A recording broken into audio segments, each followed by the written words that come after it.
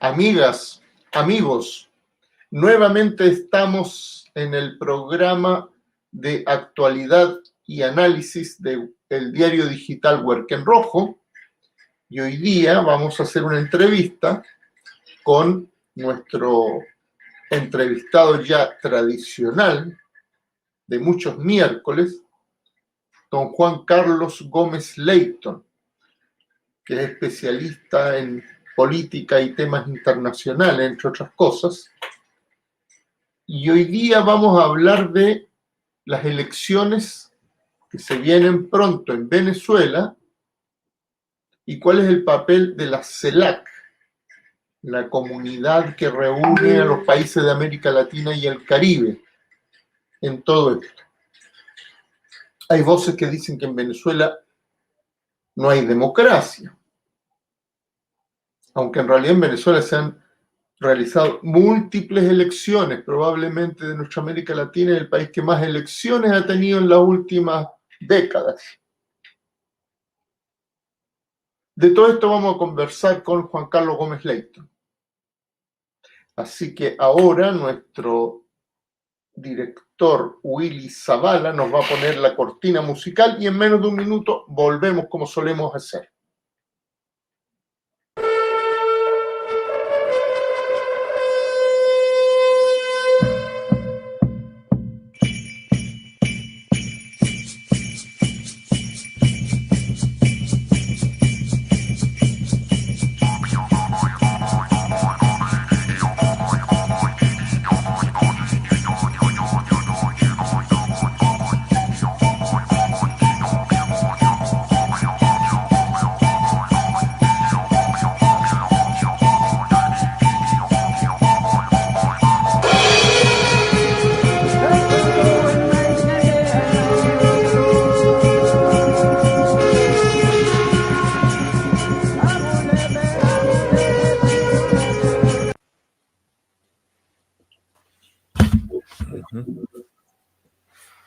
Juan Carlos, buenas noches. Buenos días. Buenas noches, Patricio. Buenas noches a los auditores y televidentes de El Huerquen Rojo y especialmente de este espacio de los días miércoles en que comentamos algunas cosas de la política tanto nacional como también latinoamericana.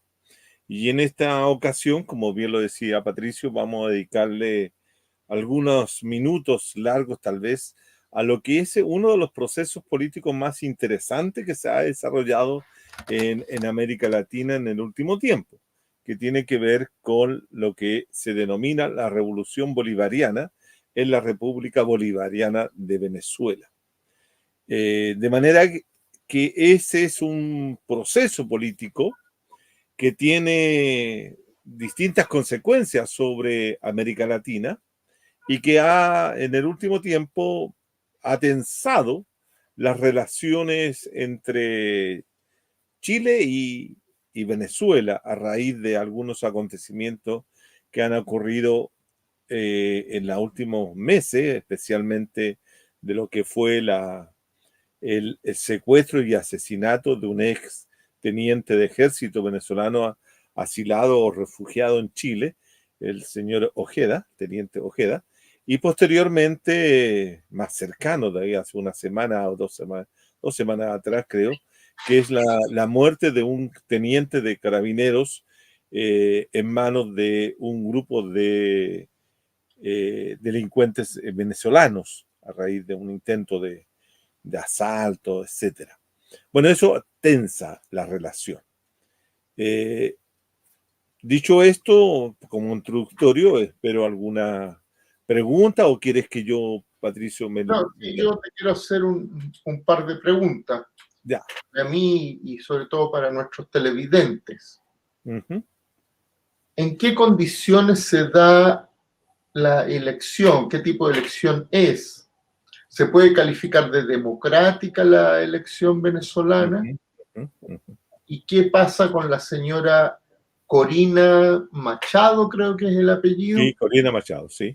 Se suponía que iba a ser la que encabezara la oposición, pero la Junta Electoral la vetó. La vetó, sí, porque estuvo implicada en intento fallido, en realidad, de golpe de Estado de Juan Guaidó, pero que tuvo consecuencias bastante duras para la República de Venezuela, puesto que le incautaron todos sus bienes, bastante dinero, mucho dinero, en el exterior, y ella participó de esta maniobra.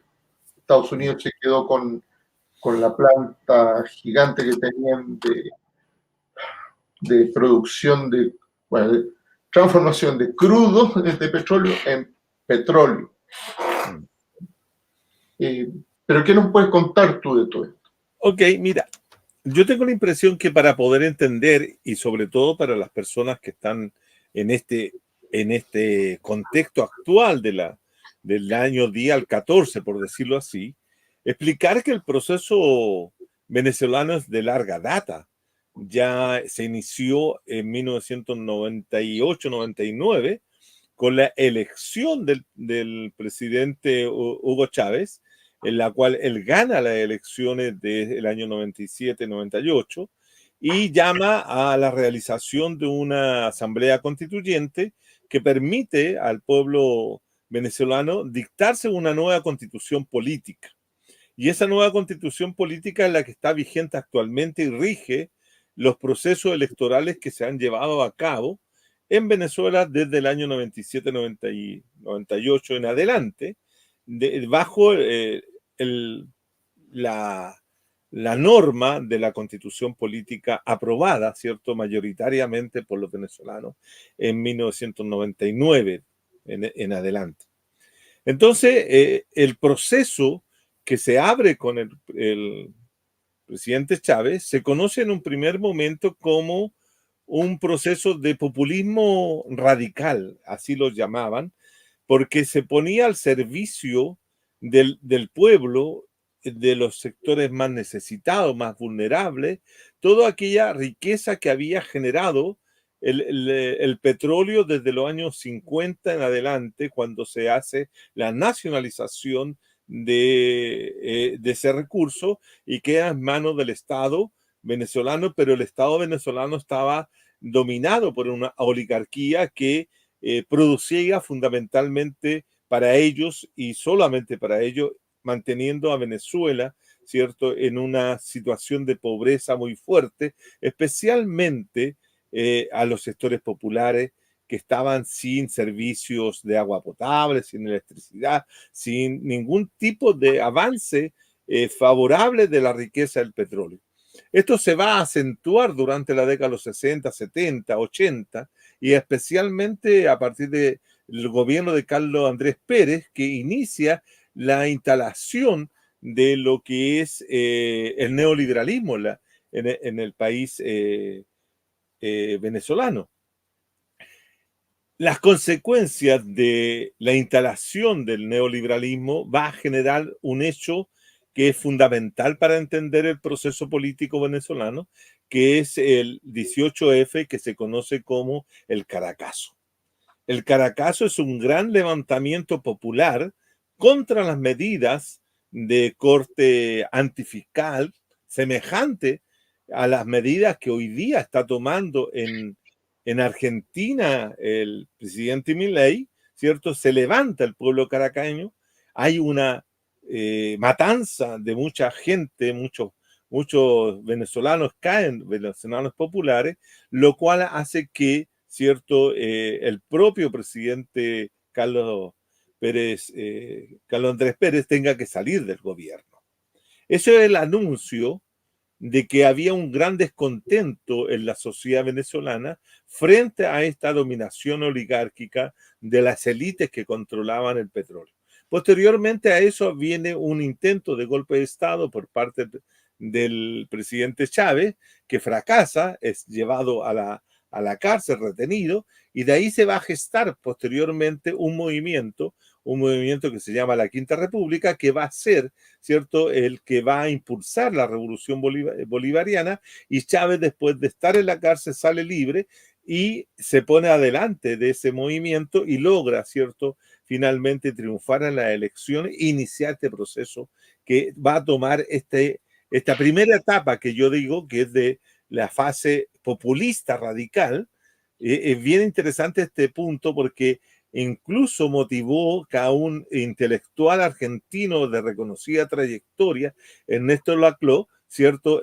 Comenzara a teorizar en relación al populismo, y él va a crear una categoría que es muy interesante, que es el populismo que está en un sistema vacío y que hay que llenarlo de contenido. ¿Por qué? Porque el propio Laclau visitó varias veces con Chantal Mouffe, su esposa, Venezuela, porque él veía ahí, en esa expresión de ese proceso político, la manifestación concreta e histórica de su teoría sobre el populismo en América Latina. Por lo tanto, es interesante esto porque el populismo de ese primer momento va a cobrar un especial interés en América Latina. Y también hay otro elemento que es puesto por parte del gobierno bolivariano, que es que la democracia que ellos van a desarrollar es una democracia protagónica y participativa. Es decir, ellos van a plantear de que la democracia liberal representativa, tal cual como se había practicado a partir del punto fijismo en Venezuela, no era suficiente y había que darle una participación a los sectores sociales ciudadanos desde abajo y desde la sociedad civil. Y ahí comienza a desarrollarse en Venezuela, en Caracas y en otras ciudades, un tejido social muy fuerte, muy interesante. Comienzan a surgir las comunidades, los barrios. Hay toda una situación con el agua, que son las juntas de agua, y que se va desarrollando una participación tremendamente activa de la ciudadanía en ese sentido. Son los primeros, yo diría, la primera década, los primeros 10 años del régimen de Chávez, que se va a reelegir posteriormente, etcétera, y va a ir conduciendo esto hasta que entra en una nueva fase después de intentos de golpe de Estado, porque este proceso, desde el primer momento, y esto que hay que llamar la atención, desde el primer momento que en la República Bolivariana se postula la necesidad de modificar, cambiar lo que era el uso de la renta petrolera en beneficio de la ciudadanía, toda va a tener oposiciones totales y completas por parte de la oligarquía y los sectores medios venezolanos unidos con los países, especialmente el imperio, que ve esto como un problema. Y por otro lado, hay que señalar que Chávez va a desarrollar una política internacional de integración latinoamericana a través de una serie de planteos como la idea del ALBA, de la configuración de una asociación de países latinoamericanos que estuviera, ¿cierto?, fuera de lo que era el espacio de la OEA. Es el momento en que Cuba también está viviendo situaciones muy difíciles, producto del periodo especial, posteriormente a la caída de la Unión Soviética, y Venezuela comienza a surtir de petróleo a Cuba, lo cual molesta mucho a Estados Unidos por el tema del bloqueo, etcétera, a cambio de otras prestaciones que Cuba va a hacer a Venezuela, por ejemplo, en medicina, etcétera. Todo esto va a generar un cambio en la correlación de fuerzas en América Latina, va a ser un cambio en la visión de conjunto de América Latina, que en los años 80-90 estaba bajo la hegemonía casi completa de lo que era el neoliberalismo y bajo el consenso de Washington y bajo la sombra total y integral de Estados Unidos, y por lo tanto Venezuela se convierte en una piedra en el zapato, digamos, para las relaciones de ese momento y especialmente con Estados Unidos. Entonces los intentos de votar al gobierno de Chávez, ya sea por medios tanto electorales como no electorales, han estado presentes siempre, siempre, desde el primer momento, pero contaba con un apoyo popular.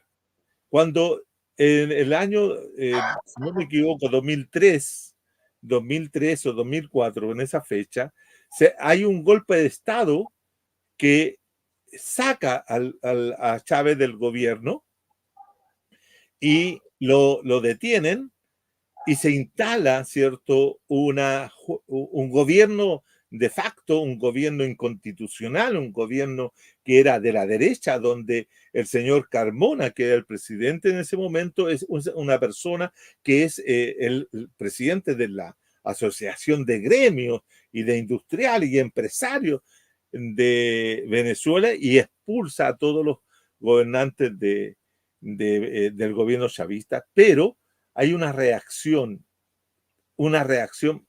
que es única en América Latina hasta ese momento, en que la población se moviliza, sale a la calle, enfrenta a los golpistas, enfrenta a un sector del ejército que estaba con ese golpe, logran derrocar a este señor Carmona, o sacarlo del gobierno, destituirlo y reponer al gobierno de Chávez.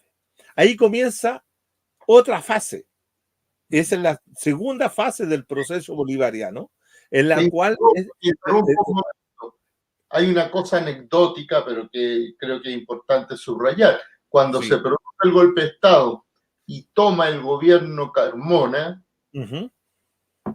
el gobierno chileno se apresuró en reconocerlo. Una cosa muy vergonzosa que después han intentado ocultar debajo de la alfombra y que desmiente bastante esta profesión de fe democrática de los gobiernos chilenos en esa época del gobierno de la concertación. Pero, exactamente. En ese momento que se produce esa coyuntura, hay una reunión, no sé si era de la OEA o de la OEA, tiene que haber sido, en Panamá. En Panamá estaban reunidos los jefes de Estado de América Latina, no me acuerdo bien la razón, pero estaba Ricardo Lagos gobernando en ese momento, ¿no? Y Ricardo Lagos, ¿cierto?, es el que se apresura, como bien dices tú, a plantear que esto era una salida democrática frente a un gobierno dictatorial, como ya comenzaban a acusarse a nuestro comandante Hugo Chávez, ¿no? Y el embajador de ese momento, ¿cierto?, después es destituido. Curiosamente, destituido porque, según él, informó mal y hizo equivocarse a Lagos. ¿Cómo? No, bueno, Lagos era el responsable de sus propias palabras, pero después pusieron como embajador de Chile en Venezuela a un señor que se ha transformado en uno de detractores totales de ese régimen, que es Pedro Felipe Ramírez. Pedro Felipe Ramírez, que había sido, ¿cierto?, el fundador de nada menos que de la izquierda cristiana. Bueno, pero ese ya es un detalle que... Pero ¿qué es lo que quiero señalar? Que a partir del 2003 o desde ese golpe de Estado en adelante, la fecha puede ser que esté no exacta, pero quiero marcar ese punto. Chávez comienza a plantear que se inicia la construcción del socialismo del siglo XXI.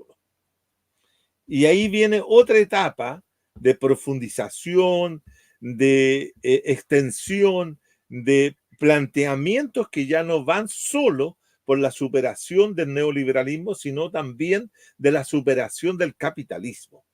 Entonces, hay una nueva reconstrucción de la idea del socialismo en Venezuela, y que es una etapa que dura, diría yo, hasta el año 2013, otros 10 años más, ¿cierto?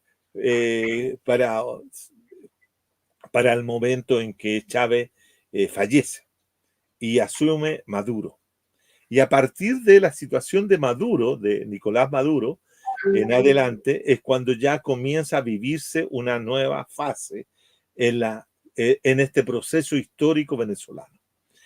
Este nuevo proceso tiene un elemento que hay que tomar en consideración fuertemente para poder explicarse también la crisis, llamémosla la crisis humanitaria que vive en este momento Venezuela, con la salida de millones de personas desde Venezuela.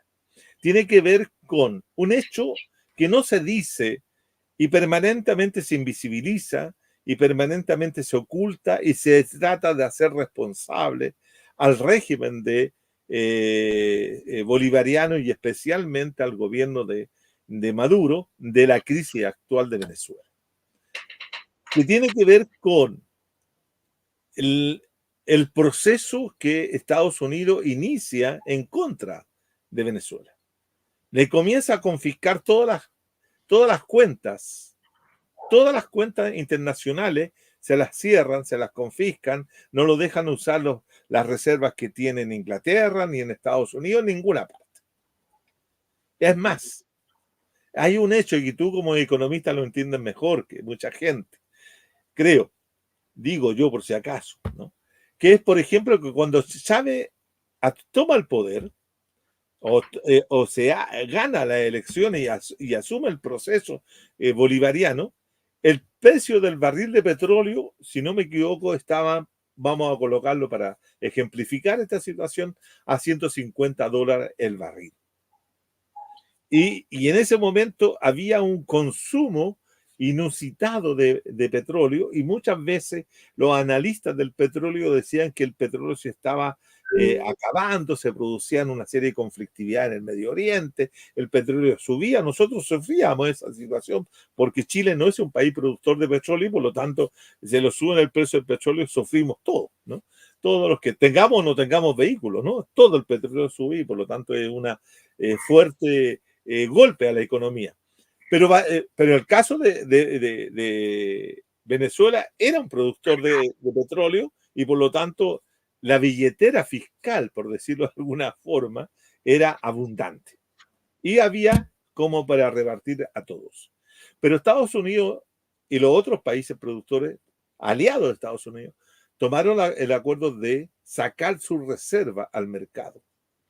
Y cuando sacaron la reserva al mercado, tendieron a bajar el precio del petróleo y por lo tanto, hoy día el petróleo, si no me equivoco, y tú corrígeme si estoy equivocado, anda por los 50, 45, 50 dólares el barril.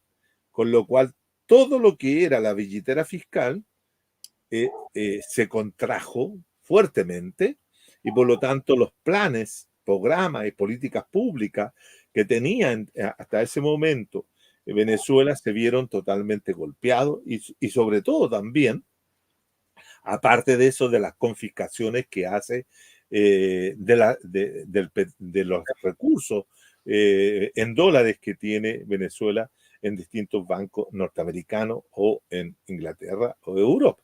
Con lo cual, entonces, esa es una situación que explica la falta de recursos que se vivió en Venezuela y se vive en Venezuela hasta el día de hoy y que lleva a esta expulsión de personas. Dicho esto, quiero aclarar un punto, perdón. Durante todo este periodo que hemos nombrado, que es largo, si desde el 99 hasta ahora son más de 20 y tantos años, o 30 años, si no me equivoco. A ver si son 20 y tantos años, 26 años. Durante este medio siglo, en Venezuela se han realizado diversas elecciones, diversos procesos electorales, con diversos resultados, con un resultado bastante negativo para el presidente Chávez en un momento determinado, que era sobre el revocatorio, ¿no? O sobre la posibilidad de reelegirse, etcétera. Una serie de situaciones. ¿Cuál es el tema central de que siempre han ganado las elecciones el gobierno? No porque haga fraude, como algunos sostienen, porque han sido fiscalizadas por observadores a nivel mundial, personas que han ido de todos lados a observar las elecciones y todos han declarado que son elecciones limpias y que los resultados se saben casi inmediatamente a pocas horas después de terminado. Es muy parecido al caso chileno. Además, tienen un sistema de conteo de votos muy, muy moderno, etcétera. ¿Dónde está el problema? El problema está en la oposición. La oposición nunca ha tenido una estructura, nunca ha tenido una cohesión, siempre han sido más bien conflictivos entre ellos, momentos que no presentan o presentan, se quiebran o hacen cosas como la de la presidencia de Guaidó o de otras cosas que no tiene, por decirlo, ni patas ni cabeza. La oposición, si uno lo analiza como oposición propiamente tal, es lo más inestable, lo menos coherente, la menos cohesionada, la menos aglutinada. Se presentan varias situaciones al interior de la oposición que no es una sola, son varias oposiciones con distintos intereses que son tanto de la oligarquía, de las capas medias, de los grupos que están más ligados a lo liberal, otros que están más ligados a lo social cristiano. Es decir, es una gran mezcolanza, por llamarlo de alguna forma, la oposición Venezuela. Y esta oportunidad no es tan raro que tengan las dos personas que estaban propuestas por la oposición tenían una serie de problemas internos que no cumplían o habían faltado a las reglas internas de la constitución política venezolana y por lo tanto habían sido excluidas.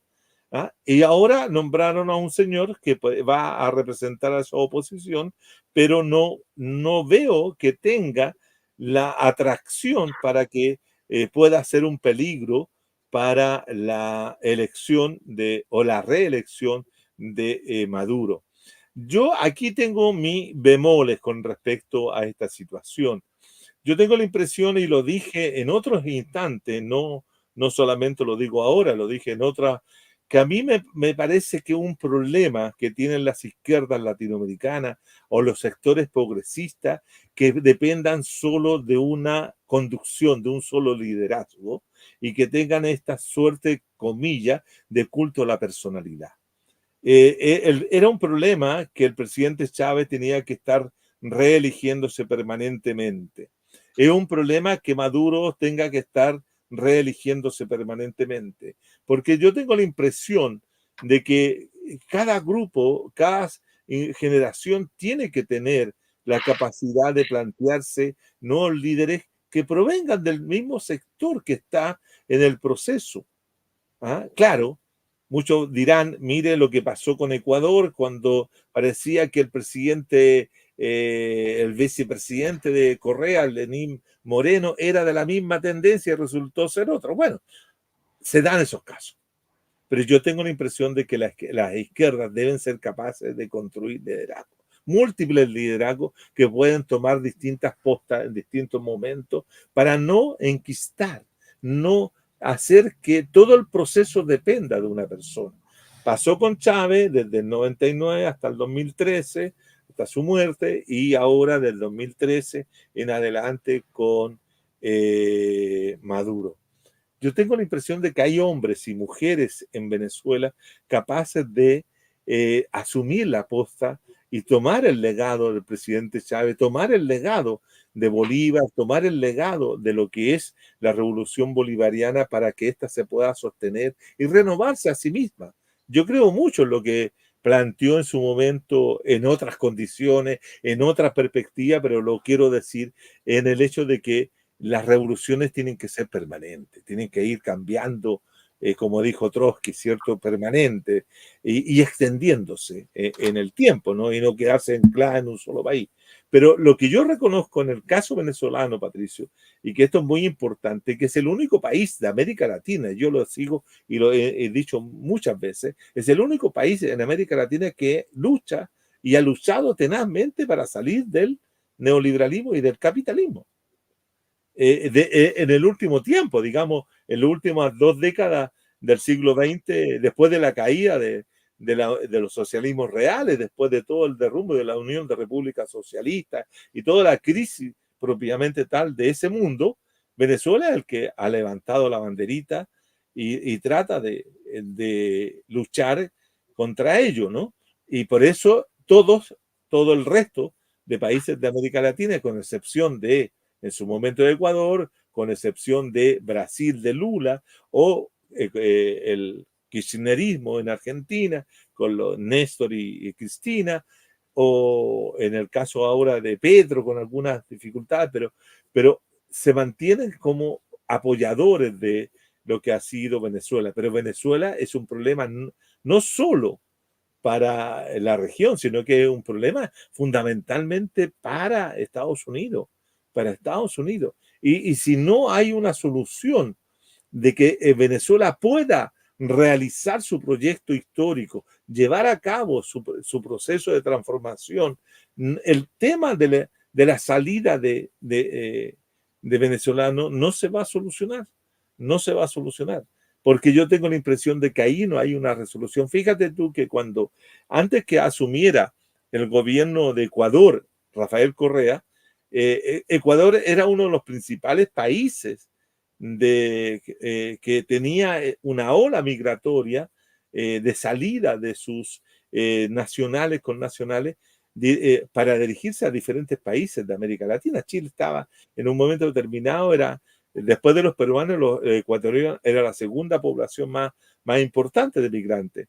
Se iban mucho a España. España estaba lleno de migrantes ecuatorianos. Mira, te doy el siguiente dato. El director nacional de migraciones, Luis Eduardo Taller, hizo su tesis de grado en temas de migración, la hizo sobre la migración ecuatoriana en España. ¿No? Mira, Juan Carlos. Interesante término. ¿Sabe por qué? Porque cuando Correa le dio estabilidad a su país, le dio dignidad a la ciudadanía durante los 10 años de gobierno, ¿qué es lo que hizo? No se va. La gente no se va y mucha gente volvió a Ecuador. Entonces, ese es el tema. Es el tema que hay que darle a la gente, a Venezuela, que recupere su posibilidad de seguir construyendo lo que estaba construyendo con Chávez. Porque mucha gente que llega, no necesariamente los delincuentes, la gente que llega, muchos son partidarios. Muchos yo he conversado con ellos y todos dicen, mire, yo estudié gracias a Chávez, yo me formé gracias a Chávez, etcétera. Pero ahora tenemos un problema, claro. Y ese problema tiene que ver con varios problemas más internos también de la comunidad venezolana. Pero eso es lo que yo podría decirte y colocarlo en el contexto de que yo quiero hacer una digresión y tú me vas a decir si estás de acuerdo o no. Sí, sí. A ti sobre todo. Pero, a ver, la situación económica venezolana ha mejorado mucho, de hecho han vuelto a tener crecimiento, pero básicamente es una situación muy, muy difícil y llegó a ser catastrófica. O sea, el Producto Interior Bruto, todos los bienes y servicios del país produce, que era básicamente petróleo, llegó a caer en más de un 90% en un año. Y lo increíble es que el chavismo haya resistido y haya ganado las elecciones que siguieron, porque el grueso siempre las ha ganado. Se conserva mucho apoyo popular. Pero ¿qué es lo que provoca? Y es lo que aquí la gente no suele saber.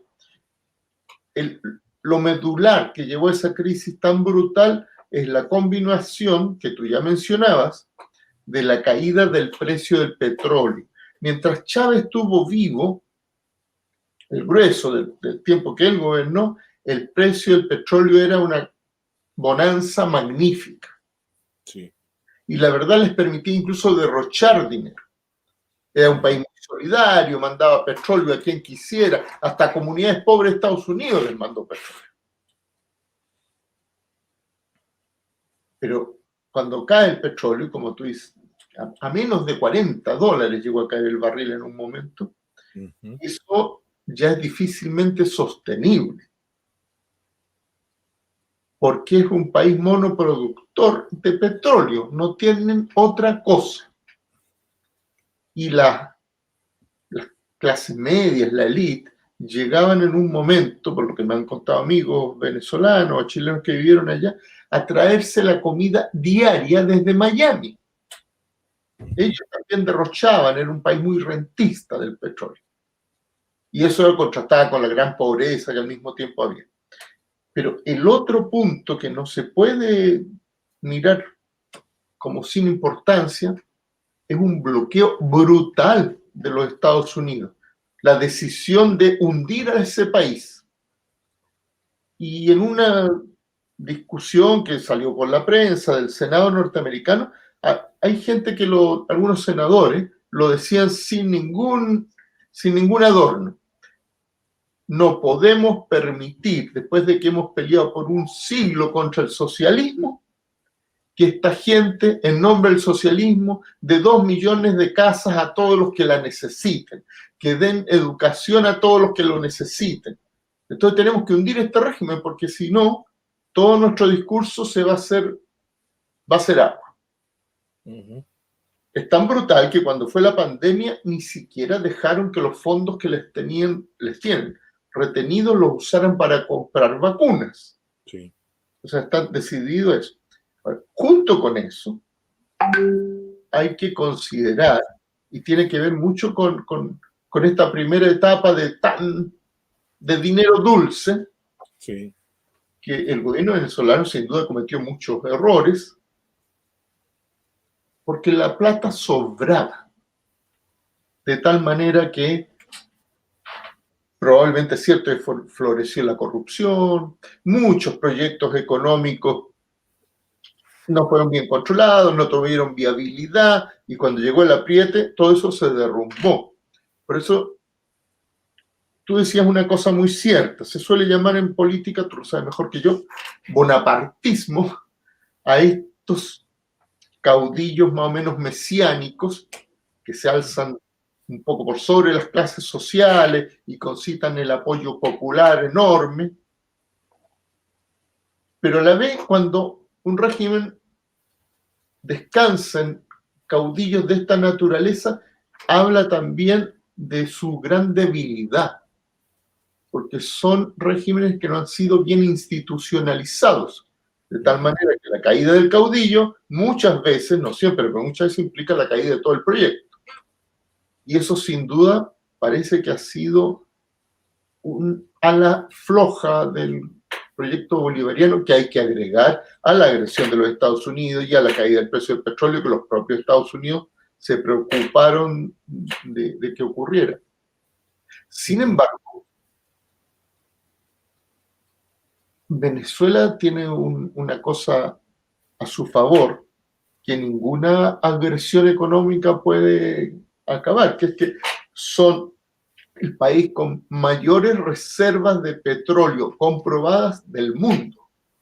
De tal manera que es de esperar que pronto se siga reactivando la economía y va a haber mucha inversión nuevamente en petróleo. Pero también es cierto que el gobierno bolivariano ha tenido que dar marcha atrás en muchas de sus cosas, porque ahora necesita asociarse con multinacionales extranjeras, buscar apoyo de grandes inversionistas, renunciar de alguna manera a la soberanía total sobre el tema del petróleo que impulsó Chávez. Yo creo, como tú bien decías, que hay que reconocer con todas sus debilidades algo que yo considero casi increíble al presidente Maduro. Resistió una embestida mayor de los Estados Unidos. Con la economía por los suelos consiguió mantener el apoyo popular y ganar elecciones. Cosa difícil de esperar en la mayoría de los países de nuestra América.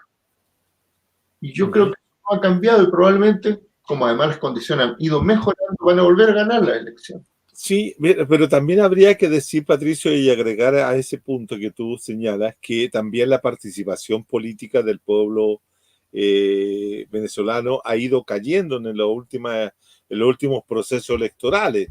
Es decir, hay menos participación, hay mayor abstención, etcétera. Eso tiene que ver también con esta suerte de crisis política que se ha vivido en Venezuela desde 2013, 2018 en adelante, ¿no? En ese sentido, uno no puede no dejar de pensar que la conducción política del proceso bolivariano, por todas las razones que ya hemos indicado, tampoco ha tenido una resolución muy potente, evitando ciertas situaciones como la que se han dado de este éxodo, esta migración de gente que sale de Venezuela por distintas razones, pero especialmente también molesta, descontenta, enojada, si tú quieres, enrabiada con un régimen que al principio tenía una bonanza y ahora no la tiene. Bueno, pero eso también tiene que ver cómo la conciencia política se forma en una sociedad para hacerles ver que ese no es un problema solo del gobierno, sino también tiene que ver con esta lucha contra el imperialismo. Cosa, por ejemplo, que a pesar de todas las cosas, si lo comparamos con todas las presiones, con todas las situaciones de crisis que ha vivido Cuba, tienen muy claro de que su enemigo principal es Estados Unidos y que patria o muerte es un concepto que pesa en Cuba fuertemente porque eso significa caer en el dominio de Estados Unidos. Mientras que en Venezuela tal vez ese concepto, esa situación, no, esa toma de conciencia histórica de ser un país que enfrenta al imperialismo no es tan fuerte. También dado que había toda una caída de lo que significaba el imperialismo durante la década de los 90 y en adelante. Pensemos que en muchos países latinoamericanos el concepto inclusive de imperialismo y presión norteamericana había caído en desuso, ¿no? Entonces, bueno, pero esos son temas que tienen que ver y resolver los venezolanos, pero es cierto, hay un sistema político que es radicalmente distinto a la democracia liberal representativa o las democracias latinoamericanas de muchos de nuestros países, ¿no? Entonces, claro, cuando se hacen las comparaciones, se trata de pensar que la democracia es una sola e igual en todos lados. Y eso sabemos que no es así y que la democracia tiene una concepción polisémica que se puede modificar y se puede entender de diferentes maneras. Los venezolanos piensan y creen en una democracia diferente y es la que han practicado durante de estos últimos 20 y tantos años. Pero también habría que señalar otra cosa para explicar a los auditores de este programa, que Venezuela, desde antes de Chávez, desde antes de la presencia de la República Bolivariana de Venezuela, había una alta tasa de delincuencia y una alta tasa de crímenes. Era un país bastante violento en ese tipo de cosas, ¿no?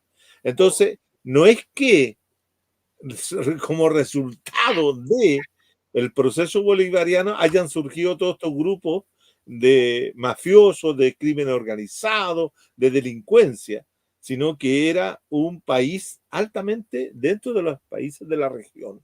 Eran los países más peligrosos. ¿Ah? Peligroso de la delincuencia. Estamos hablando de la delincuencia propiamente tal, ¿no? No estamos hablando de otra cosa. Tengamos presente que uno de los de Buchel, sino Humberto de Buchel, fue asesinado en Caracas por un grupo de delincuentes que lo asaltaron cuando él estaba exiliado allá en Venezuela durante la dictadura, para decir cosas que, porque hay una tradición, si es que uno puede decir que países conservan ciertas tradiciones que tienen que ver con la participación de los sujetos y sujetas en actos delictuales. Y por lo tanto, compañeras y compañeras de Venezuela me comentaban que hoy día en Venezuela no hay delincuencia. Los delincuentes se fueron todos. Están trabajando fuera. Están trabajando, ¿cierto?, en el exterior. Y aprovecharon, ¿cierto?, las políticas como la del presidente, el expresidente Piñera, cuando fue a Cúcuta y le abrió las puertas de que vinieran todos. Y él habló de la crisis, de la visa democrática. Y la visa democrática parece ser que no tenía ningún requisito salvo salir de Venezuela. Y bueno, y mucha gente se vino y eso ha provocado toda esta situación. Ahora, no significa que todos los venezolanos tengan esa cultura o tengan esa actitud, sino que son algunos como en diversos lugares existen y se desarrollan, como los chilenos que van a Europa. En Europa en Estados Unidos tienen una muy mala fama los chilenos. Yo recuerdo que una anécdota en tiempo del exilio, de gente que estaba exiliada en los Países Bajos, en los países nórdicos especialmente, Noruega, Dinamarca, Suecia, esos países, y que en una vez encontraron un cartelito en un supermercado que decía se prohíbe ingresar con mascota y se prohíbe el ingreso a chilenos y chilenas. ¿Por qué? Porque los chilenos entraban y arrasaban con todo. Entonces, son formas culturales que se manifiestan en un momento determinado y más todavía cuando es una situación dramática, cuando es una situación de deshumanización. Hay que entender ese proceso así, ¿no? Pero eso no lo justifica, hay que entenderlo. Entonces, en ese aspecto, cuando lo explica, no lo justifica. Claro, cuando se hacen todas estas recriminaciones, y creo que el presidente Maduro, y ahora nos metemos a la CELAC, cuando el presidente Maduro en la reciente cumbre de países, estados latinoamericanos y caribeños, señaló este diálogo inmediatamente. Si que usted quiere conversar conmigo, venga y conversemos, arreglemos eso. La actitud de todos los gobiernos, y inclusive este gobierno del presidente Boric, fue quedarse callado. O sea, no fue no fue recíproco. Es decir, y eso revela que el problema no es solamente querer dar solución a los problemas de coordinación, información que se pueda tener frente a tal o cual tema, sino que también una actitud política. Y la actitud política del presidente Boric ha sido de condenar permanentemente al gobierno de Maduro, de condenar también al gobierno de Daniel Ortega en Nicaragua y también, de alguna manera, condenar también a Cuba. O sea, el presidente Boric tiene una posición política e ideológica frente a esos tres países. Y por eso lo lleva a tener esta actitud, ¿cierto?, con el gobierno, de no enfrentarlo, de no sentarse a la mesa y a conversar cuáles son los problemas de esa situación. Entonces yo tengo la impresión de que acá se abusa de la situación venezolana por parte de la derecha, por parte de los medios de comunicación. A mí, yo no viví la época, pero sí la he estudiado, me recuerda mucho lo que fue la confrontación en su momento de la Revolución Cubana con Fidel Castro y todo ese proceso, la década de los 60, y Eduardo Frei Montalva con la Revolución en Libertad para contraponerla a Cuba, para demostrar que en Cuba las cosas no se hacían en libertad. Entonces, hoy día ya no es Cuba, sino que es Venezuela. Y cualquier otro país que emerja, o cualquier otro gobierno que emerja con un signo totalmente diferente a lo que es hegemónico hoy día, se va a levantar los países contra ellos. Lo hicieron contra Zelaya, en Honduras, en el 2012, si no me equivoco, ¿cierto? Lo hicieron contra Fernando Lugo en Paraguay, lo hicieron contra Dilma Rousseff en Brasil y contra Lula en su momento. Contra Correa en Ecuador. Lo hicieron contra Correa en varias oportunidades. Es decir, es la actitud del imperialismo trabajando directamente con los distintos gobiernos que se prestan para hacer títeres, como este gobierno que se presta a ser títere del imperialismo para atacar a otro proceso político que es diferente, que busca ser independiente y soberano en América Latina. Por eso se condena a Venezuela. Por eso. Cerrando, porque ya nos hemos pasado como 10 minutos de nuestro tiempo habitual. Bueno, siempre nos pasamos, pues, compañero Patricio, usted me entusiasma y yo me agarro vuelo y no freno. No, yo lo que quería decir que es la CELAC, como cualquier otra reunión de países que se muestran independientes y autónomos de la OEA, que la OEA ya no tiene ningún peso absolutamente en América Latina, la CELAC busca representar a los países que tienen muy poca voz, que son pequeños, que son 33 países, están casi todos, pero tienen poco peso. Bueno, por eso ese poco peso que tienen las instituciones de esta naturaleza también tiene que ver con la época en que estamos viviendo. O sea, hoy día las instituciones supranacionales o de esta naturaleza tienen muy poco peso que decir en un mundo en que cada país representa un poder. Hoy día pasamos de una situación bipolar como era la Guerra Fría, ¿cierto?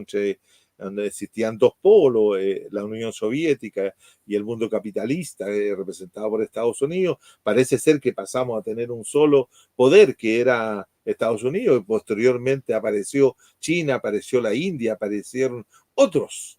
Y hoy día es un mundo multipolar, que no necesariamente están interrelacionados. Y en América Latina hemos tenido siempre una utopía, la utopía de la integración. Y Chávez fue uno de los grandes luchadores por la integración latinoamericana, siguiendo el sueño de Bolívar. Pero tú sabes, las iniciativas que desarrolló Bolivia tuvo que enfrentar con iniciativas que también siguió Brasil. Brasil con Lula siguieron líneas de integración totalmente diferentes y competitivas con Chávez. ¿Ah? El Banco del Sur y otras iniciativas fueron chocando con las iniciativas que ha tenido el gigante de Sudamérica, que es Brasil, que tiene, ¿cierto?, una orientación muy imperialista, por llamarlo de alguna forma. Entonces, la integración debería dar para un programa completo. Sí, totalmente. Pero que creo que es interesante hacerlo, Patricio, por el hecho de que este año se cumplieron los 200 años de vigencia de la doctrina Monroe, que fue formulada por el presidente norteamericano, América para los americanos. Entonces, sería interesante hacerlo, pero podríamos entender mejor los procesos políticos de las relaciones internacionales de América Latina. Yo agradezco la audición de hoy día de conversar este tema. Espero que haya sido útil para la gente que nos escucha. Gracias. Muchas gracias, maestro. Nos veremos en un próximo programa, espero. Ok, perfecto. Gracias a todos los que llegaron hasta el final escuchándonos. Qué bueno que nos lleguen hasta el final, eso es lo mejor de todo.